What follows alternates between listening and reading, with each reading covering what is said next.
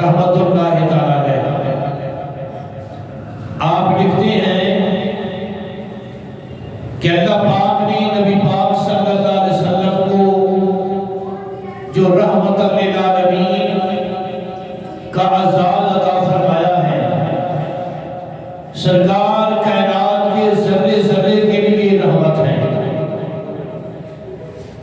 اللہ کی جتنی مخلوق ہے سارے جہانوں کے لیے اللہ نے اپنے محبوب صلی اللہ علیہ وسلم کو رحمت بنایا ہے۔ سب سے بڑی رحمت اس امت کے لیے سرکار کی یہ ہے کہ اللہ کے انوار و تجلیات میں رہ کر پھر اس گناہگار امت میں واپس آنا، وگرنہ اللہ کے نبی ایسے ایسے بھی گزرے ہیں جن کو اللہ نے جنت میں داخل فرمایا اور پھر وہی رہ گئے۔ تو آقا کریم علیہ السلام کی رحمت للعالمین اس سے بڑھ کر اور کیا ہے کہ مالک کی بارگاہ میں پہنچ کر دیدار خداوندی سے مشرف ہو کر پھر ان گناہگار غلاموں میں جلوہ گری فرمانا۔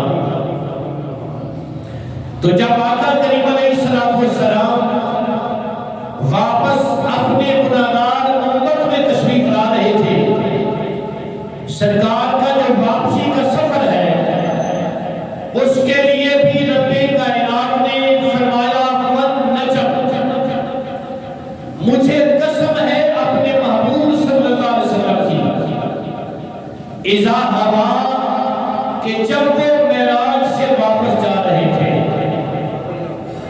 مفسرین نے لکھا ہے کہ نجم کا لغوی معنی تو ستارہ ہوتا ہے، لیکن یہاں رب پروردگار نے اپنے محبوب صلی اللہ علیہ وسلم کو نورانی ستارے سے مخاطب کر کے فرمایا کہ مجھے قسم ہے۔ مفسرین فرماتی ہیں کہ نجم سے مراد آمنہ کے لال ہے، نجم سے مراد آمنہ کے لال ہے، اور اذا ہوا اس سے کبھی مراد ہے میراج پہ جانا اور کبھی مراد ہے میراج سے واپس تشریف لانا۔ تو حضور سید عالم صلی اللہ علیہ وسلم رب پروردگار نے اپنے محبوب صلی اللہ علیہ وسلم کو یہ مقام عطا کیا ہے کہ سرکار اس دھرتی پر جلوہ فرما اللہ کی بارگاہ سے ہو کر پھر اس دھرتی پر جلوہ فرما ہوئے، تو یہ آمنہ کے لال کی ہم گنہگاروں پر سب سے بڑی مہربانی ہے، اور اسی مہربانی کے تصدق سے ہم اللہ کے عذاب سے بچے ہوتے ہیں۔ حضور علیہ السلام بذات بنفس نفیس اس زمین پر تشریف فرما ہے، تو سرکار کے تصدق اور برکت سے اس زمین پر اللہ تعالیٰ مجموعی طور پر عذاب نازل نہیں فرماتا۔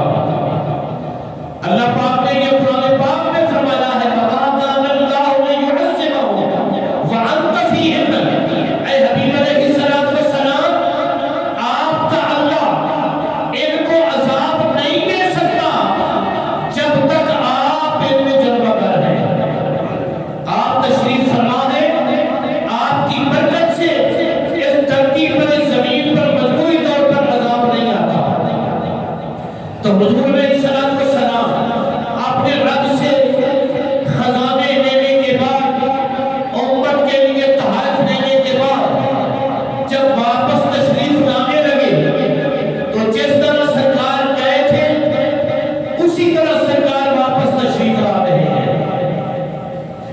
اور حضرت موسیٰ علیہ السلام آپ سے ملاقات کچھ روایات میں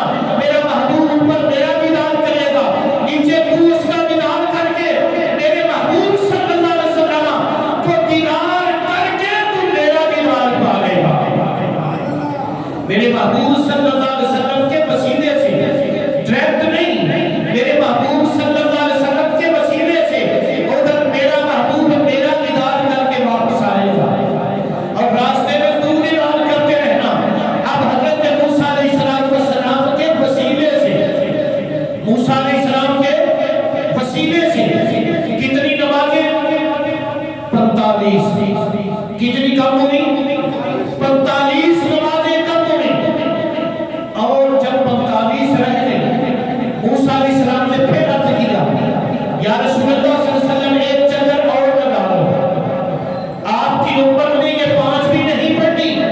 اب آقا کریم علیہ السلام نے فرمایا کہ اے کریم میں نے اب اقرار کر لیا ہے، میں نے اپنے رب سے کہہ دیا یا اللہ 5 ٹھیک ہے، اب مجھے اپنے رب کی بارگاہ میں جاتے ہوئے حیا آتی ہے، لہذا اب میں نہیں جاؤں گا۔ تو رب پروردگار نے ہمارے نبی صلی اللہ علیہ وسلم کو یہ اختیار عطا کر دیا ہے، یہ شان عطا کر دیا ہے، یہ رتبہ عطا کر دیا ہے کہ میرا نبی صلی اللہ علیہ وسلم جب چاہے لامکان کی بلندیوں پہ تشریف لے جائے اور جب چاہے ان گناہگار غلاموں میں تشریف لے آئے۔ تو یہ اللہ نے میرے نبی صلی اللہ علیہ وسلم کو شان عطا کیا ہے۔ تو حضرت موسیٰ علیہ السلام کے وسیلے سے، موسیٰ علیہ السلام کے وسیلے سے، بولے ذرا بڑی مہربانی، موسیٰ علیہ السلام کے کچھ لوگ وسیلے کی آج منکر ہو گئے، کہتے ہیں وسیلے کی کوئی ضرورت نہیں۔ تو سب سے پہلے تو اس بات پر آپ غور فرمائیں کہ 50 نمازیں سرکار لے کے آ رہے تھے۔ کتنی نمازیں؟ 6 مہینے کے روزے اور 50 نمازیں۔ تو موسیٰ علیہ السلام بنے وسیلہ، موسیٰ علیہ السلام بنے وسیلہ، وسیلے سے 45 نمازیں کم ہوئی اور 5 مہینے کے روزے کم ہوئے، 1 ماہ کے روزے رہ گئے اور 5 نمازیں رہ گئی۔ اب جو بندے وسیلے کے منکر ہیں انہیں چاہیے کہ وہ 50 نمازیں پڑھا کریں، 6 ماہ کے روزہ رکھا کریں، جبکہ یہ وسیلے کے ماننے والے ان کو اللہ نے یہ خوشخبری عطا کر دی، اے میرے نبی صلی اللہ علیہ وسلم اور موسیٰ علیہ السلام کا وسیلہ ماننے والوں، گھبرانا نہیں، یار کے کہنے سے، یار کی التجا پر، یار کی فرمائش پر، یار کی رضا کے لیے میں نے 45 نمازیں کم کر دی ہیں، 5 ماہ کے روزے کم کر دیے ہیں، لیکن تمہیں یہ خوشخبری دے رہا ہوں کہ تم میں سے جو 1 مہینے کے روزے رکھے گا اس کو 6 ماہ کے روزوں کا ثواب عطا کروں گا، اور جو 5 نمازیں ادا کرے گا اس کو 50 نمازوں کا ثواب عطا فرماؤں گا۔ ثواب میں کمی نہیں آنے دوں گا، ثواب میں کمی نہیں آنے دوں گا۔ اور آقا کریم علیہ السلام یہ 50 نمازیں جو فرض کی، ان میں حکمت کیا تھی؟ ان میں حکمت یہ ہے کہ حضور علیہ السلام 50 نمازیں ہی پڑھتے تھے، سرکار 50 نمازیں پڑھتے تھے، تفصیل کا ٹائم نہیں، وگرنہ میں عرض کرتا۔ اور دوسری حکمت یہ ہے اللہ نے یہ نماز فرض کیوں کی؟ رب پروردگار نے فرمایا اے حبیب علیہ السلام آسمانوں پر نظر گھمائیے، عرش پر نظر گھمائیے، سدرۃ المنتہا کا مشاہدہ فرمائیے، جنت کا مشاہدہ فرمائیے، کتنے میرے فرشتے ہیں، آپ کو کچھ فرشتے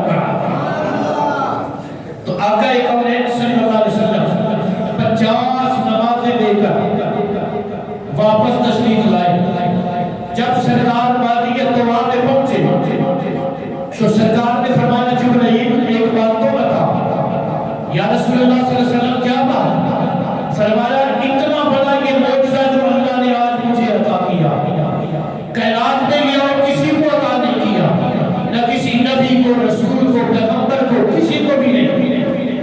तो जब मैं लोगों को, अपनी कौम को ये अपना मोर्चा बताऊंगा तो इसकी तस्दीक कौन करेगा? तो जिब्राईल ने अर्ज किया, या रसूल अल्लाह सल्लल्लाहु अलैहि वसल्लम, आप क्यों परेशान होते हैं? आप परेशान न हो, रब परवरदिगार ने ये वादा फरमाया है कि महबूब अलैहिस्सलाम आप इस वाक़या मेराज की तस्दीक के लिए बिल्कुल परेशान न हो। इसकी वजह ये है कि मेराज करवाने वाला कायनात का खुदा है और इसकी तस्दीक करने वाला अबू बकर सिद्दीक होगा। इसकी सबसे पहले तस्दीक करने वाला अबू बकर है, और कोई तस्दीक करे या न करे? अबू बकर सिद्दीक, जिसको हमने सिद्दीक बनाया है। सिद्दीक का मतलब क्या है? वल्लज़ी जाअ बिस्सिद्क़ वसद्दक़ बिही उलाइका हुमुल मुत्तक़ून। आपके लम्हाए मुबारक से जो निकल जाए, कोई माने या न माने, हमने अबू बकर सिद्दीक का सीना महबूब तेरी तस्दीक के लिए खोल दिया है। जो जो तू कहता चला जाएगा, अबू बकर सिद्दीक आंखें बंद करके तेरी हर हर अदा की तस्दीक करता चला जाएगा। तो आका करीम अलैहिस्सलाम सरकार जब इस धरती पे जलवागर हुए, तो सरकार जब अपने घर पहुंचे, हजरत निहानी के घर, तो क्या मंजर था? सरकार जब घर से निकले थे तो वुजू फरमाया था। सरकार जब घर से निकले थे तो वुजू फरमाया था।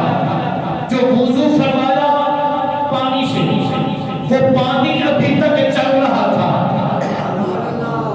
इतनी बड़ी सुभान अल्लाह बनती थी जो आप हजम कर रहे हैं। 18,000 साल का वक्फा, 18,000 साल का वक्त गुजर गया। महबूब आए तो पानी चल रहा था। जो दरवाजा खोला था तो कुंडी हिल रही थी। अभी तक बिस्तर की हरारत मौजूद थी, बिस्तर गर्म था। इसी मंजर को मद्देनजर रखते हुए इमाम अहले सुन्नत मौलाना शाह अहमद रज़ा खां फादिल बरेली रहमतुल्लाह अलैह, आप क्या फरमाते हैं?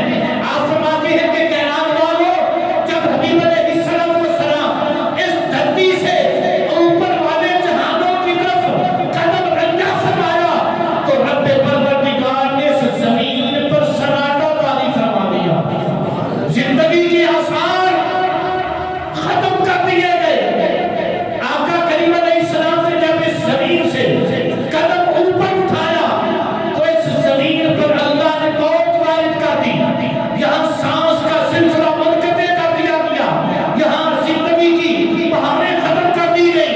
रब परवरदिगार बतलाना ये चाहता था कि कायनात वालों, अगर इस जमीन पर जिंदगी की बहार है तो मेरे नबी के कदमों का सदका बहार है। अगर मेरे महबूब सल्लल्लाहु अलैहि वसल्लम इस जमीन से कदम उठा लें तो फिर जमीन पर मौत ही मौत है। इस पर जिंदगी के आसार खत्म हो जाते हैं। और यही बात तो मेरे इमाम ने समझाई है। यही बात तो मेरे इमाम ने समझाई है कि लोगों, हमारी जिंदगी है तो कमली वाले का सदका, हमारे सांस है तो कमली वाले का सदका, हमारे जिस्म में हरकत है तो कमली वाले का सदका, हमारे जिस्म में जान है तो कमली वाले का सदका, हम इस कायनात में जिंदा हैं तो कमली वाले का सदका। आप फरमाते हैं वो जो न हो तो कुछ न हो, वो जो न हो तो कुछ न हो, वो जो न हो तो कुछ न हो। जान है वो जहान की। आप फरमाते हैं वो जो न थे तो कुछ न था, वो जो न हो तो कुछ न हो। जान है वो जहान की, जान है वो जहान की, जान है वो वापस से जान है वो। मिर्जा साहब, आप तो शेर समझते हैं ना, जरा मेरे इमाम के अंदाज को देखो। अल्लाह आपको सलामत रखे। मेरे इमाम ने क्या नजराना कीमत पेश किया है। आप फरमाते हैं वो जो न थे तो कुछ न था, वो जो न थे तो कुछ न था, वो जो न हो तो कुछ न हो। जान है वो जहान की,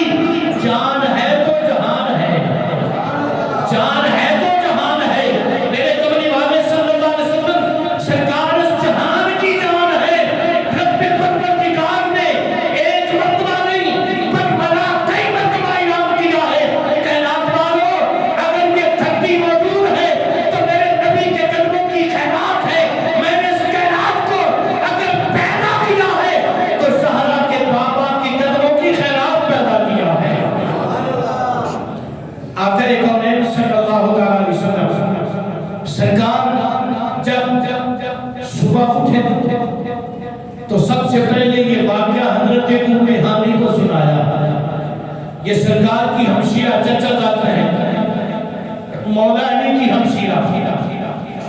آپ سرکار نے فرمایا کہ رات میں عشاء تمہارے پاس سویا, صبح پھر نماز کے لیے تمہیں میں نے اٹھایا, رات کو میں مسجد اقصی میں گیا, وہاں سے ہزاروں میل کا فاصلہ ہے, مسجد اقصی میں گیا, وہاں میں نے نبیوں کو امامت کروائی, پھر پہلے اور ساتویں آسمان پہ گیا, پھر سدرۃ المنتہا پر فرشتوں کو نماز پڑھائی, پھر میں عرش علا پہ گیا, پھر میں نے رب پروردگار کی بارگاہ میں رب کی دیدار سے مشرف ہوا, میں نے جہنم کا مشاہدہ کیا, جنت کی سیر کی. حضرت ام ہانی فرماتی ہیں یا رسول اللہ صلی اللہ علیہ وسلم, میں تو اس بات کی مانتی ہوں, اس بات کی تصدیق کرتی ہوں, لیکن اپنی قوم کو یہ بات نہ ارشاد فرمائیے گا, آپ کی قوم آپ کو جھٹلائے گی, آپ پر تومتیں لگائے گی, آپ پر آوازیں کسے گی. آقا کریم علیہ السلام سرکار حضرت ام ہانی فرماتے ہیں میں نے نبی پاک کی چادر کا پلو پکڑ لیا کہ میں قوم کے سامنے نہ جانے دوں. حضرت ام ہانی فرماتے ہیں جب سرکار نے میرا پلو چھڑایا نہ مجھ سے, تو سرکار کے سینہ اطہر سے ایک نور کی ناک نکلی جس سے میری آنکھیں چٹیا گئی اور میں اسی وقت سجدے میں گر گئی, اللہ کا شکر ادا کیا, یا اللہ تیرا شکر ہے, یہ زندگی تو آنے جانے والی چیز ہے, اس کی پرواہ نہیں, پر مولا تیرا شکر ہے کہ تو نے مجھے اپنے محبوب کے معراج شریف کو ماننے کی ہمت عطا فرمائی ہے. اور آپ نے اپنی ایک حبشی خادمہ کنیز کو سرکار کے پیچھے لگا دیا کہ جب سرکار جائیں نا اپنی قوم کے سامنے اپنا واقعہ معراج سنائیں گے تو تو مجھے آگے بتانا کہ قوم نے سن کر کیا کہا ہے. آقا کریم علیہ السلام جب باہر نکلے کعبۃ اللہ کے سین کے قریب آئے تو سب سے پہلے خدا کا دشمن مل گیا, سب سے پہلے جو ملا وہ خدا رسول کا دشمن ابو جہل. اس نے آواز کسی اور کہنے لگا ہے محمد صلی اللہ علیہ وسلم آج کوئی نئی تازی بات ہے, تو آقا کریم علیہ السلام نے فرمایا ہاں ابو جہل سن لے, رات مجھے رب پروردگار نے معراج کی شان سے منور فرمایا ہے, میں مسجد اقصی میں گیا, پھر رب کی بارگاہ میں پہنچا. ابو جہل کہنے لگا کیا میں اپنی قوم کو اکٹھا کروں, آپ ان کے سامنے اس بات کا اقرار کریں گے. سرکار نے فرمایا ابو جہل اقرار ہی کے لیے تو کعبے کے سین میں آ رہا تھا. قوم اکٹھی ہو گئی, سرکار نے واقعہ معراج ارشاد فرمایا, لوگ دوڑتے ہوئے ابو بکر صدیق کے پاس پہنچے. ابو بکر سن لے, ابو بکر سن لے, اگر کوئی بندہ یہ دعویٰ کرے کہ رات کے قریب حصے میں یہاں سے مسجد اقصی میں گیا, پھر آسمانوں کی سیر کی, پھر میں نے جنت کی سیر کی, پھر اللہ کی بارگاہ میں پہنچا, تو کیا پتا عقل مانتی ہے. ابو بکر صدیق نے فرمایا اگر کوئی بندہ یہ دعویٰ کرے تو عقل نہیں مانتی. انہوں نے بار بار اس بات کا اقرار کروا دیا, اگر کوئی بندہ کہے تو عقل نہیں مانتی. ابو جہل کہنے لگا ابو بکر پھر تو بات بن گئی, جس کا تو نے کرنا پڑا ہے اس محمد نے یہ دعویٰ کیا ہے. ابو بکر صدیق رضی اللہ تعالیٰ عنہ آپ کے چہرے پر نور, آپ کے چہرے پر نور کی شعاعیں چمکنے لگی, آپ کا چہرہ تمتمانے لگا, آپ کے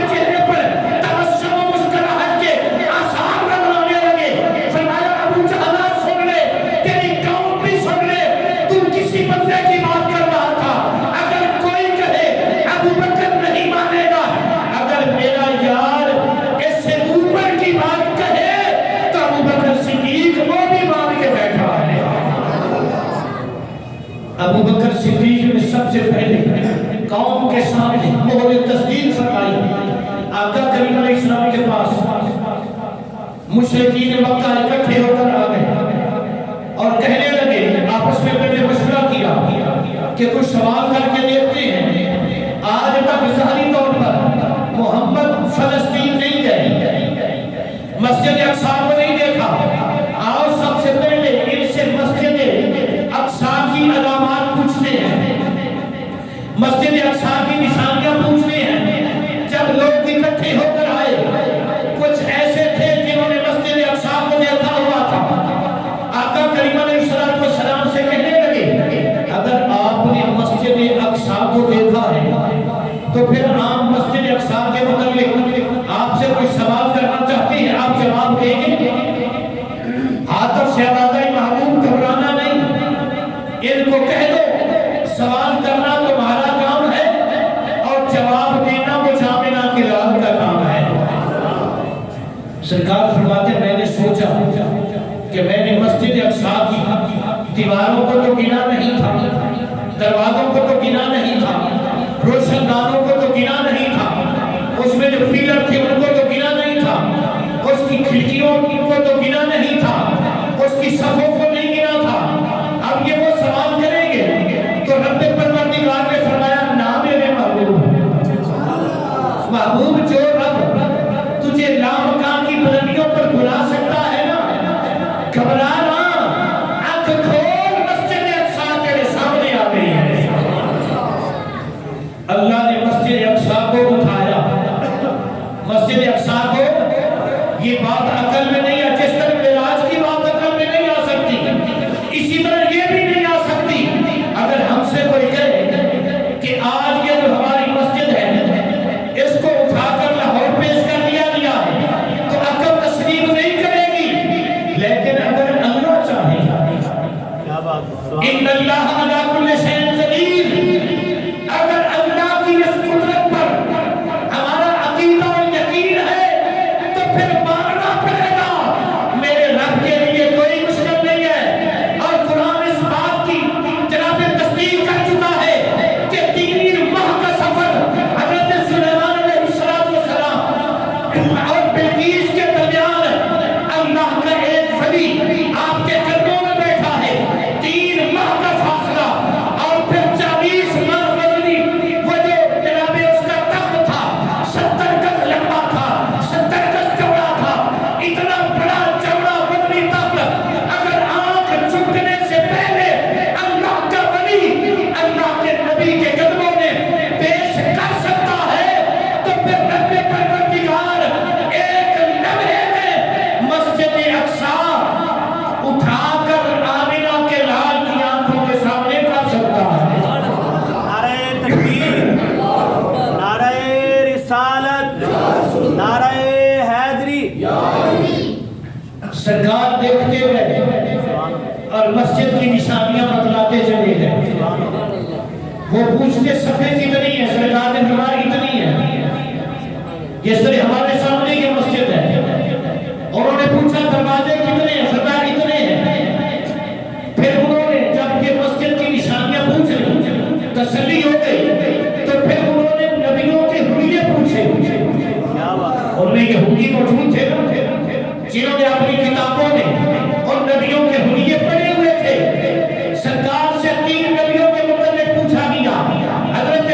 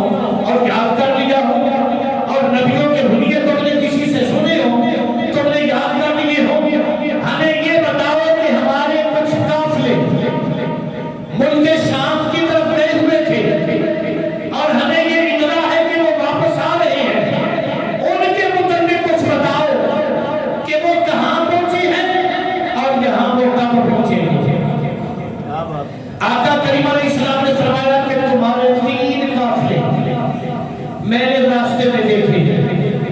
کتنے قافلے؟ 3 قافلے۔ سرکار فرماتے جو پہلا قافلہ تھا اس کو میں نے کہاں دیکھا؟ سرکار فرماتے مقام روحا پر، مقام روحا پر دیکھا اور ان کا ایک اونٹ گم ہو گیا تھا۔ اس قافلے والوں کا ایک اونٹ گم ہو گیا تھا اور وہ اس اونٹ کو تلاش کر رہے تھے۔ ذرا جملے پہ غور کرنا، وہ اس اونٹ اپنے اونٹ کو تلاش کر رہے تھے۔ جب میں ان کے پاس سے گزرا تو میں نے دیکھا کہ ان کا ایک اونٹ پر پانی کا پیالہ پڑا ہوا تھا، اس کے اوپر ڈھکن بھی تھا۔ میں نے وہ ڈھکن اتارا اور وہ پانی کا پیالہ پی لیا۔ جب وہ واپس آئے ان سے پوچھنا کہ تم جب گئے تھے تو تمہارے پیالے میں پانی تھا، اس کے اوپر ڈھکن بھی تھا، جب تم واپس آئے تو وہ پیالہ خالی تھا لیکن ڈھکن اس کے اوپر موجود تھا۔ اور دوسری علامت یہ ہے کہ وہ اپنے اونٹ کو تلاش کر رہے تھے، میں نے ان کو بتایا تھا آواز دے کر کیا بات ہے، سبحان اللہ۔ کہ تمہارا اونٹ فلاں وادی میں موجود ہے، اور انہوں نے میری آواز سن کر تعجب سے یہ کہا تھا کہ کہاں مکہ اور کہاں ملک شام، اور پھر رات کے اندھیرے میں یہاں محمد کی آواز کہاں سے آ رہی ہے؟ کیا بات ہے، کیا بات ہے، سبحان اللہ۔ اور میرے کہنے پر جب وہ اپنی جگہ پر پہنچے تو ان کو اونٹ مل گیا۔ یہ پہلی نشانی ذہن میں بٹھا لو۔ قوم کہنے لگی ٹھیک ہے، یہ نشانی تو پکی ہے، اگر یہ ٹھیک ہوئی تو پھر سرکار نے فرمایا وہ قافلہ یہاں کب پہنچے گا؟ بدھ والے دن۔ سرکار نے پہلے تو دن بتایا کہ کب پہنچے گا؟ بدھ والے دن۔ اور کب پہنچے گا؟ ادھر سورج ڈوب رہا ہوگا، کیا بات ہے، ادھر سورج ڈوب رہا ہوگا، ادھر قافلہ نمودار ہو جائے گا۔ سرکار نے دن بھی بتا دیا، ٹائم بھی بتا دیا۔ لوگ کہتے ہیں آنے والے کل کا نبی پاک کو علم نہیں۔ سرکار نے صرف یہ نہیں بتایا کہ وہ بدھ والے دن پہنچے گا، ٹائم بھی بتا دیا، مغرب کے وقت پہنچے گا، اور یہ بھی بتا دیا کہ ان کو راستے میں موت نہیں آئے گی، وہ صحیح سلامت مکے میں پہنچ جائیں گے۔ آقا کونین صلی اللہ علیہ وسلم سرکار نے فرمایا دوسرا قافلہ مجھے مقام سین غربہ پر ملا تھا۔